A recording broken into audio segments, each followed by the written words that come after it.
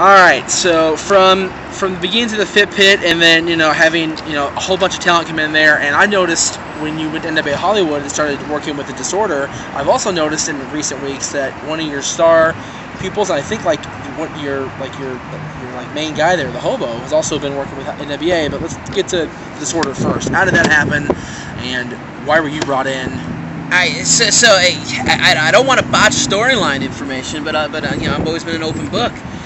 Chaos actually said to me once, "Dude, why don't you manage me again?" So all of we had squashed our beef. Right. I started working for LCW also. Oh, that's right. Angels that's right. Fed. Yeah. And it was like cool. So he's like, and I was like, Joey, we're cool now, but at the same time, whatever. He's like, Smiley, come on, manage me. Let's do it again. So finally, I said, all right, let's do it. And I was like, and in saying this, I was like, dude, I got my issues with NWA. I've talked a lot of crap about them in the past. I wrote a song about them. My comments, and although personally, I've always gotten along with Dave Marquez very, very well, and personally, I think he's a good guy. He's a nice guy, yeah. Professionally, I've always had major issues, problems, conflicts. We just see wrestling in two different ways. Definitely.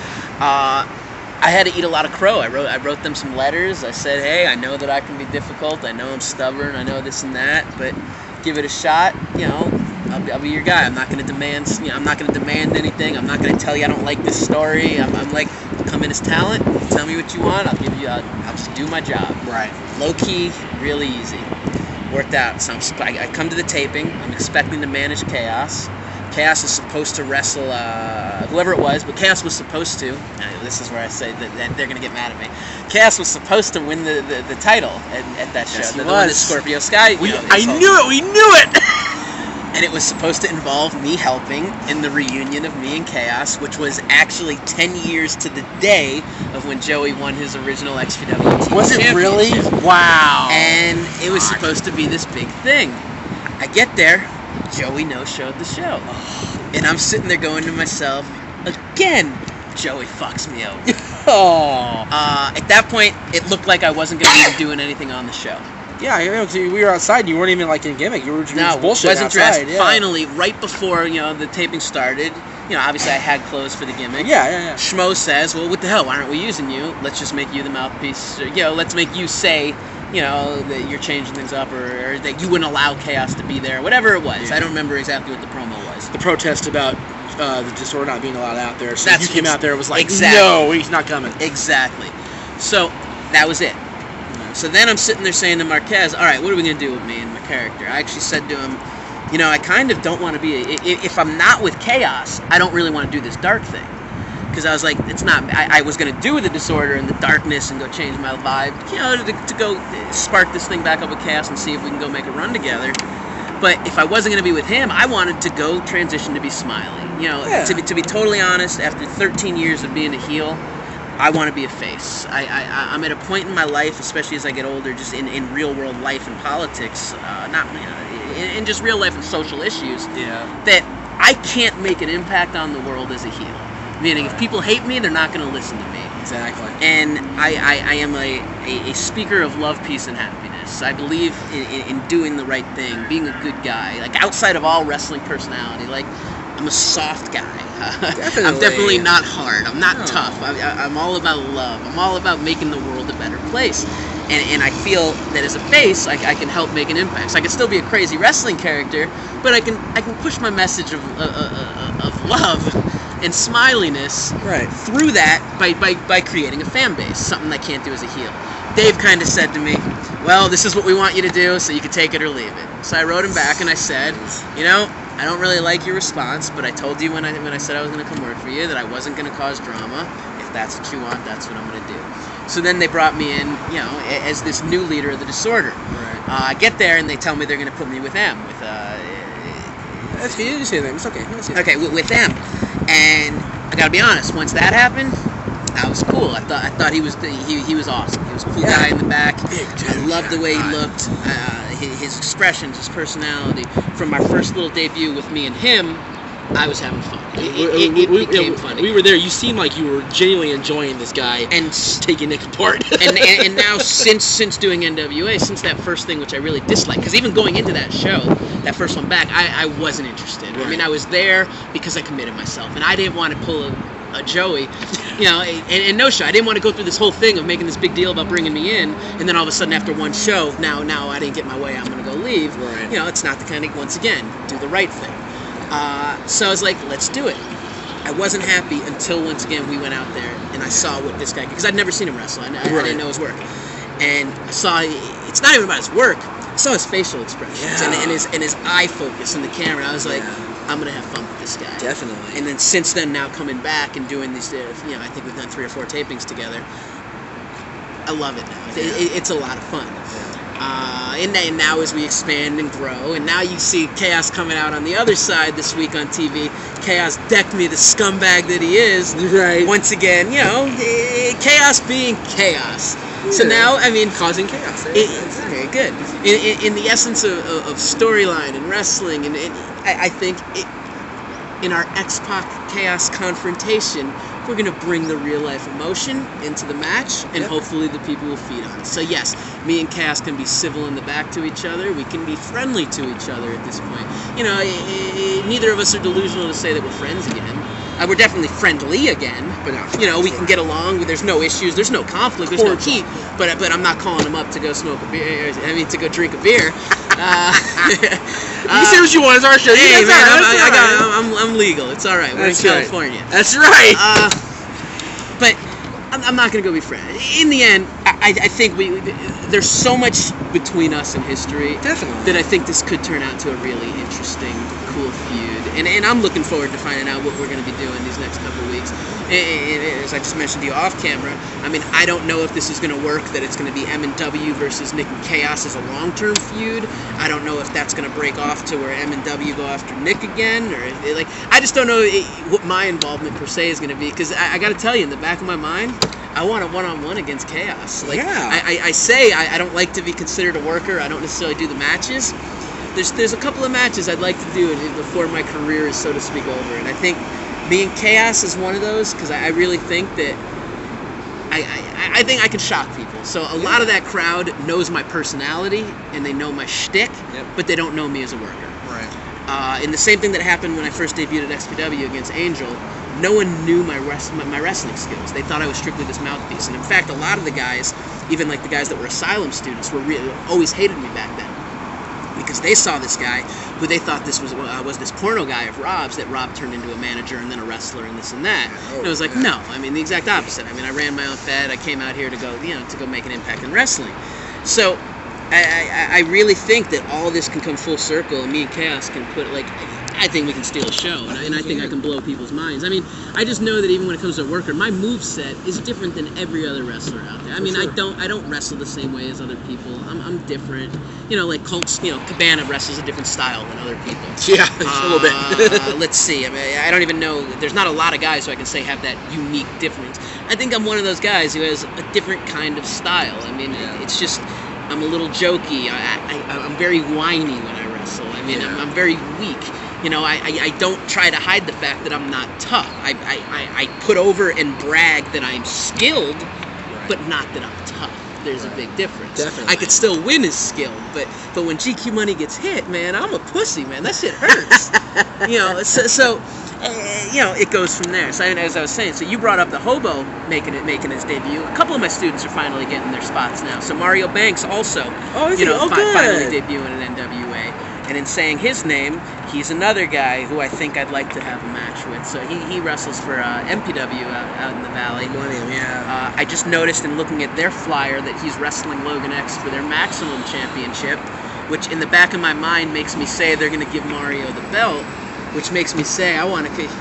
Logan got that belt because I freaking went on a little rant one day. Yeah. And me and Angel did something, and I went to that match drunk, and I threw their title onto the ground saying it didn't mean shit to me. and that the only title that meant something was the Fit title, the Fit Pit title, which was, held by Bo Cooper at the time. Yeah. And that I completely disavow any connection to their championship. And then me and Angel went and had like... I missed so much since I've been out of the scene. we had a little fight that turned into a fight in the backstage area too, which involved Cincinnati Red cheap shotting and punching me in the nose when my hands were held behind my back as people were restraining me. Oh my God. This whole nonsense chaos that in the end was an elaborate work by me and Angel that no one else got, that all the MPW people were afraid to utilize. And here's the thing, man. I'll even dispel some myths and rumors about that whole situation, because everyone acts like I went into business myself, and I'll say I did, but I told Logan that. I told them I was going to do it. I got on the phone with Paul and said, hey man, I'm not going to completely shit on you guys. It's not the kind of guy I am. I'll shit on you, like, but I'm not going to do the right thing. I'm going to tell you what I'm going to do. I said I'm going to have something going on. Got something a little different. I'm probably going to drop your belt and say it doesn't mean anything to me. Use what I do. Seriously. And instead, they were scared of what happened and wouldn't use the story. And all I was trying to do was honestly bring some excitement to the scene. Yeah, me and Angel were trying to work the boys, because the truth is if people, especially even the discussion, there was nonstop talk about what happened for days, just not public talk. They wouldn't put anything on the boards or on the websites, or no one would. They would only refer to it as the incident that happened, and it was like, no, talk about it, use it. It will draw you guys heat. It'll draw you guys a crowd for the next show to see what, as a I'll say before going in that match, I was trying to play a Pillman loose cannon kind of like. Once again, I have an odd reputation out here in SoCal. I'm this little guy who's stubborn and has always done these bigger things, and I do things my way. So I was like, people will believe this character for me because I'm an eccentric, eclectic, out there kind of guy that people can see that maybe I got a little crazy. I mean, we were invading the Pit went and invaded LCW at that point. The Pit went and invaded Dungeon Championship Wrestling at that point. We did all these things that I think that if they weren't afraid of it, people could have believed in an unpredictability of GQ is not booked on a show, yet he's jumping in the ring. Yeah, because last time you were sitting here, you're on fire. So I like to set lots of people on fire, man. As nice as I am, man. I definitely have that serial killer personality, and I like fire, baby. Pyro is good. Except the Burning Supreme, man. Yeah, that wasn't good. That wasn't good. No, I had emotionally a very hard time with that one because I was involved in that stunt, and then Supreme had a little boy who was terrified of me at that point. Kano was terrified of me. I'm the guy who lit his dad on fire. And I just remember going and seeing Supreme at ICU after that, and just like. And Supreme saying to me, dude, it's not your fault. Don't sweat it. I'm okay. Yeah. But just emotionally for me, it was tough because I still had to go cut the promo on TV the next week of how happy and proud I am to go frickin' burn someone alive. Yeah, and that's great in the sense of wrestling angle, but when legitimately 70% of the guy's body was burned, it's pretty crazy shit. As a GQ can be okay, the Lion's going, fuck! So, all right, in the end, I don't even know where we were going. But now we got my guys in NWA. Right. I'm in NWA. Oh, so it was going to the Mario. Right. Mario is what I'll call. I can't say a poor man's GQ Money because GQ Money's gotten really poor these days. GQ Money used to be somewhat of a baller, and now if anyone reads my Facebook updates, they realize I'm not. Mario's head got a little big. And the fact is, I use the term poor man's GQ Money because he's very similar to me, and he is a protege of mine. But at the same time, I feel he stopped putting in the work that I think he needed to put in to take himself to the next level. Now, he's great. I'm taking nothing away from his skill. Like, he is an up-and-coming talent out here in SoCal, and he's going to do good things in the wrestling biz. But as I noticed that now he's going to be fighting for what I'll call my maximum title that I'd never lost and I vacated, I think if he beats Logan X for it, I kind of want to come in and go have a little feud with Mario and teach him. When I say teach him a lesson, it's not like I'm going to go bully the guy in the ring. All right, Mario. Let's see if you're really as good as you think you are, and let's see what happens when once again student takes on teacher. So, 2 matches. I want to take on Chaos eventually, and I want to take on Mario Max. Well, those are both this weekend, NWA and Millennium, right? Yeah, Millennium Saturday. I actually will not be there, so don't expect me to make any crazy run-in if Mario happens. I will not be there. Well, you'll be resting from Friday. I'll be resting from Friday. I got some other plans on Saturday. I got to meet some people. But Sunday I will be in attendance for NWA at the new studios. Glendale Studios, yes. I mean, I'm looking forward. I can't wait to see how they're going to set that up. I can't wait to see if the crowd comes out for it. And I think M&W versus Chaos and Nick. I love Nick. I mean, Nick is awesome. He's a tremendous talent. And once again, more important than talent to a guy like me, in my limited, surrounding and being around him, he's a great guy. He's a super nice guy that you can tell has a compassionate heart. He's not a prick. He's not a dick. He's not an egotistical guy. Well, it's just he learned the right way. He went up to Storm in Calgary, got the training, and came back. And he's still this humble kid. He came up to me of all people at Gorilla. He goes, "I'm going to Lance Storm's school tomorrow. What should I do?" And I said, "I was told this by you and a lot of other people. Eyes and ears open, mouth shut. Listen to Lance. He knows what he's doing." And he went up there, and he's coming back here. He's up for Rookie of the Year for the magazine.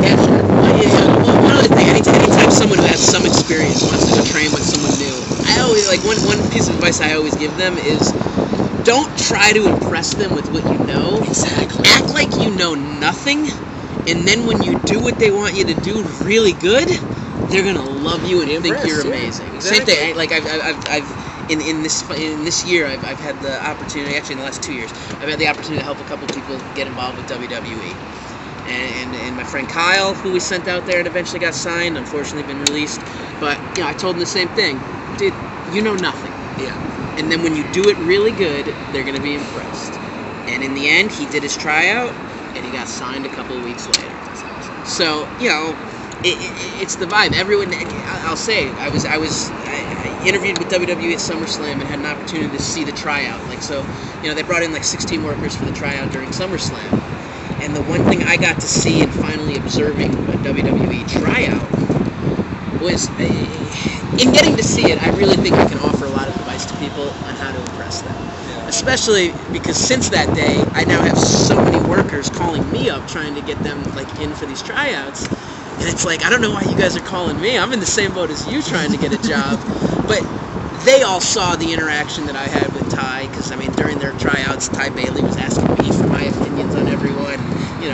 There was what I'll call a buddy-buddy vibe, that everyone thought that, the new band, it's the gig, and it's far from the truth. But at the same time, I've had the opportunity to help. I've now gotten a look for Austin Draven, one of my students, Kevin Lucata.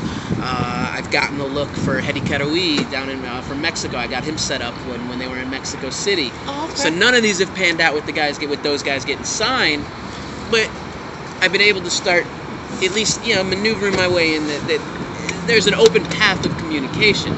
Now at the same time, once again, when all these, because a couple other people have asked me to help, and it's I can't sit and dedicate my time to helping you because I get nothing out of it. In the end, you could say, "Oh, I'll give you credit. Oh, I'll be so thankful." It's well, what does that really mean? Absolutely nothing in the long run when you're getting signed and I'm sitting there still broken and nothing to do. Well, tell us about Friday. Tell us about... It's funny you ask about Friday, Jeff. We have a flyer! This Friday. This Friday. Man, in doing all this stuff, I figured... I turned 35 this year. Oh, wow. I would have guessed that. And I figured this is the last hurrah run for me. I've been trying to pursue this Hollywood dream. And by Hollywood dream, I include wrestling in that, even if wrestling's not Hollywood. I've been pursuing this entertainment career for a lot of years now. And I've had a ton of ups and a ton of downs, and I've lived experiences that people can only dream. I've had TV shows, I've traveled, I've been on hell. When after I graduated college, I was backpacking around Europe, and when I was in Amsterdam, there was a Killer Priest of Wu-Tang Clan concert going on. And I ended up jumping on stage in Amsterdam at that show and like rocking it for a while. And the priest was like, "Take the mic, man, it's yours. You're killing it." You know, I've had things that most people don't get to. And I figured this is my first year to really work hard and see if I can make something happen. And if it doesn't happen this year, unfortunately, it's really time to enter the real world and go to a point of saying, I gotta get a real job or start a real career, because I am 35 and I eventually do want a family, you know, and I want a wife and I want kids. And I feel like for me to even have a wife, I need to be able to take care of not only me, take care of her as well. Right. And I'm not in a situation where I can take care of myself so much anymore. You know, I'm struggling myself. You know, what I'll call paycheck to paycheck, you know, week to week. So it's kind of thing that lasts hurrah. So I figured, you know what? Let's do some music. A friend of mine wanted me to, that I used to do music with in Colorado, said, "Hey, we're doing a show in Santa Monica, Curtis Blow, old school legendary rapper. Would you like to open?" I said, "Hell yeah, I'd like to open." I went and I killed that show. And then I'm flipping through and I noticed that KRS-One, my favorite artist of all time, the only rapper who I've loved so much that I never even saw live ever before, he was coming live. I was like, I'm going to do that. So actually, what makes me say that, I ran Fight Night at the Strip at the Key Club on the Sunset Strip with the Pit. So I was trying to, I finally got to promote my one mega show that I always wanted to do. It was awesome. And when I was there, I'm talking to the lady who runs the Key Club, you know, the bar manager of the Key Club. "Oh, Karis is coming in town. You know, think you can get me tickets?" "Of course, you know, come on by. You can come in, you'll drink with me, whatever." And then finally I was like, well, screw just seeing KRS. I want to open for him. Right. And I started, you know, pursuing the avenues of how to make that happen. I ended up getting in touch with the promoter, worked it out. I got to open for KRS. We killed it. Sure. Myself, Danny Ramirez, and Famous B, my DJ Rodimus, all wrestling people, mind you. Right, yeah. Rodimus, who you won't even know from wrestling, trained as a wrestler. Never, after training, decided he didn't really want to be a worker. But he trained. I mean, friends with a lot of the guys. Trained with Chris Hero. Trained. I'm trying to think who he was trained by. Cause now I'm just blanking on it. Trained guy, obviously Famous B. You know, B. I'm calling Munchie Chi my hype man. I'm calling Famous B my hype enforcer. You're gonna see. Yeah. So KRS-One show, we kill it. Blah blah blah. I ended up even doing business with KRS-One after the show. He calls me up that week because in meeting him at the show, I tossed him a Fight Night DVD. "Oh man, I love wrestling. I want to get my kid involved in wrestling. You know, or at least just watching it. Okay, I was like, hey, there we go. You know, I want to get him to some shows. Check it out. Blah blah blah. You should you know, let me know when you can do something. Let's see what we can do together." And then in handing him the DVD, I said, because the other side thing I do in my business is DVD authoring and, you know, and production. And I said, "Hey, if you ever need DVDs, I can probably do them cheaper than anywhere else you can get." He called me up. He said, "I need 400 DVDs by Friday. I'm going on tour for a month." I turned them around in 24 hours. Nice, dude. KRS was awesome. And then, like I said, I'm working with them. I have a feeling that sometime this year we'll get a chance to collaborate and do a track together. It was awesome.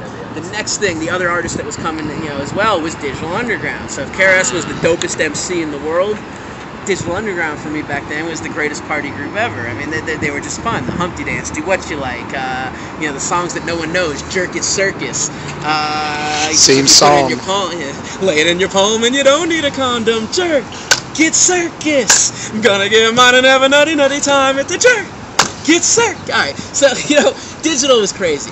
I call up the promoter again. I want to open for Digital. Makes it happen. We got this show Friday. It's going to be off the hook. If KRS-One, once again, was about MC skills, it was about respect, real hip-hop. Meaning, I didn't want to be seen as a joke, as this white guy who comes on stage at this show, that everyone's like, he's a goofy white guy, he's a Vanilla Ice, he's an Eminem, whatever you want to call me. Either make fun of me and call me Vanilla Ice and Marky Mark, give you props by saying he's an Eminem rip, whatever it would be.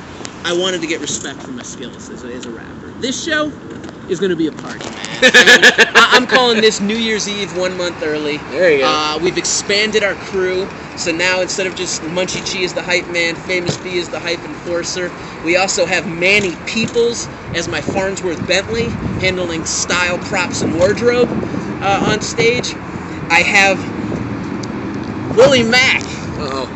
Should be putting on the little trunks and some furry boots and acting as a go-go dancer. I I also have a female go-go dancer, Sassy, involved in this one. Oh, okay. We are going to throw a party at this show with songs like Humpin' the Blanket, Jerk Before Work, I'm a Little Ralph and Fozzie. I am so looking forward to this show. The excitement is just building and percolating, and I really can't wait to just turn some heads and blow some people's minds that Smiley and Friends is a legitimate, a legitimate force to be reckoned with in this world of music, because we bring wrestling into the music as well. I mean, at the show at KRS, Famous B hit me over the head with the guitar. I mean, I have a feeling with B and Willie Mack on stage together, you may see a little interaction between them.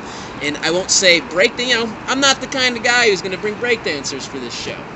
But I may have my wrestling guys put something together that you can call a wrestling dance. I don't have a name for it, but I think a lot of the lucha style choreography, so to speak, is very breakdance like. I mean, there's a lot of hold moves that are pretty cool that can blow some people's minds. You don't have to end with you don't have to go head scissor or tilt-a-whirl into a DDT, but just the tilt-a-whirl part is going to blow people's mind. I don't need them taking I don't need anyone getting DDT'd on stage. Especially the Key Club's whole stage. But at the same time, I think we can take their aerial skills, their acrobatic skills, their luchador skills, and incorporate that into a performance, into a dance, and once again, come celebrate this party. It's also Danny Ramirez's birthday. Oh, wow. This one is really an event not to be missed. I mean, so many people may see I'm all over Facebook. I was like a Facebook cyber terrorist, leading up to this show. Yeah, he's messaging me on Facebook. I feel Dude, bad. I was ruthless on you, man. What up, Jeff? I thought you were my promote me, please. I was like, you know what? Get him on the show. Let's do this. So, there you go. But it's the kind of thing you got to work hard, because no one is going to give you anything in this world. You got to take it. And the difference is don't steal it, take it. Do the right thing, work hard, and make opportunities for yourself. Make things happen and get the dreams you want, because everybody can live their dream if you pursue it. The problem is most people give up on that dream because they lose sight. They get it in their head that it's not possible. And the minute that you think it's not possible, it's not possible. I've had my dad telling me for so many years, when are you going to give up the wrestling? When are you going to stop? When are you going to realize that Vince ain't calling? He's not knocking on your door. He's not hiring you. And I said, after putting 12, 13 years in, I can't stop now, because if I stop, then I am a failure. I'm not a failure because I haven't gotten to the goal I want, but if I give up on that goal I want, that's what being a failure is. There's nothing wrong with not accomplishing the goal if you do your best and work your hardest to get there. If you don't get there, you gave it the best effort you can. And there's nothing to be ashamed of, and in fact, you should be proud and keep your head high. So you always got to keep pushing forward, and you got to pursue those dreams. I notice in wrestling, any entertainment really, if you're afraid to fail, you will not succeed.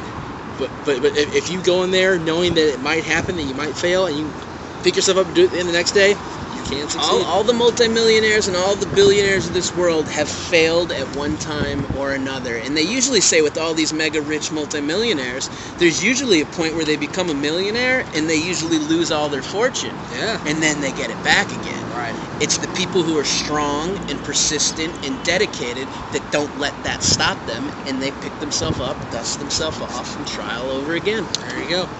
Well, thank you very much for coming on the show, man. It's good if I can give you a full promotion. We did a little bit on the old show at the Pit, but it's like this is what I wanted, man. This is awesome. Man. It's good times. This is great. I appreciate you having me here. Yes. Friday at the Key Club if you're in LA. If you're not in LA, message me on Facebook, facebook.com/IamSmiley, and I'll hit you up with the link of the live stream of the show. But I'm only doing that if you're not in LA. If you're in LA, be at the show. All right. See you next time.